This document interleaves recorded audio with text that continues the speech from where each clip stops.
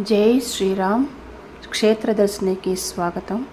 ఈరోజు చాలా ముఖ్యమైన దేవాలయం గురించి మీకు చెప్పబోతున్నాను. మీరు ఆర్థికంగా బాగా ఇబ్బందుల్లో ఉన్నారా? అయితే తప్పకుండా ఈ దేవాలయాన్ని సందర్శించండి. ఇదిగో ఈ కనిపిస్తున్న దేవాలయమేనండి. కుబేర దేవాలయం ఇది. శ్రీ లక్ష్మీ అమ్మవారితో ఉన్న దేవాలయము.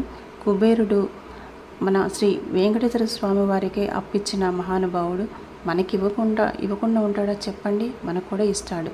చూడండి, లోపల విగ్రహము కుబేరస్వామి, అతని భార్య చిత్రలేఖతో ఉన్న విగ్రహాలు లోపల ఉన్నవి. ఈ బయట కనిపిస్తున్న గ్రీన్ కలరు ఆకుపచ్చ రంగు కుబేరుల వారు మనకి దర్శనమిస్తున్నారు. అలాగే ఇక్కడ పూజా కార్యక్రమంలో భక్తులకి చేస్తారండి. 100 రూపాయలు టికెట్ తీసుకుని మనకి పూజా ద్రవ్యంలో ఇచ్చి శ్రీ లక్ష్మీ కుబేర స్వామి వారికి పూజ చేయిస్తారు. అక్కడ ఒక 5 రూపాయల కాయిను, అలాగే కుబేర యంత్రాన్ని కూడా ఇస్తారు. కుబేర స్వామి ఫోటో కూడా ఇస్తారండి. ఆ యంత్రాన్ని, 5 రూపాయల కాయిన్ పూజ అయిన తర్వాత మనం ఇంటికి వెళ్ళి బీరువాలో డబ్బులున్న చోట దాచి ప్రతిరోజు కనుక సాంబ్రాణి పొగ వేస్తున్నట్లయితే తొందరలోనే మనకి ఆర్థిక బాధలన్నీ తగ్గిపోతాయి అని చెప్పేసి, ఆర్థికంగా మనం ఎదుగుదల ఉంటామని పండితుల వారు చెప్తున్నారు. ఇక్కడ గుడి చాలా బాగుందండి. భక్తులు కూడా ఆ రోజు చాలామంది వచ్చారు. ఆ రోజు శ్రీ కుబేర స్వామివారు చిత్రలేఖ భార్య కళ్యాణమట. ఆ రోజు అదిగోండి ఈ పూజా ద్రవ్యంలో కూడా ఇచ్చారు. ఇవేనండి ఆ రోజు కార్యక్రమాలు ఉన్నందువల్ల భక్తులు జనం బాగా వచ్చారు. పైన కూడా మనకి నోట్లు కట్టలు తోరణాలుగా వేలాడదీశారు. అవన్నీ 200 రూపాయల నోట్లంటే తోరణాలుగా కట్టారు. అక్కడ డబ్బులు ప్రతి చోట కూడా అలంకరించి ఉన్నాయి. చూడడానికి మనకే నిజంగా ఆర్థికంగా అప్పుడే ఎదిగిపోయామన్న ఫీలింగ్ అయితే వచ్చింది. తప్పకుండా మీరు ఆ ఆలయాన్ని దర్శించండి. మీ ఆర్థిక బాధలన్నీ పోగొట్టుకోండి.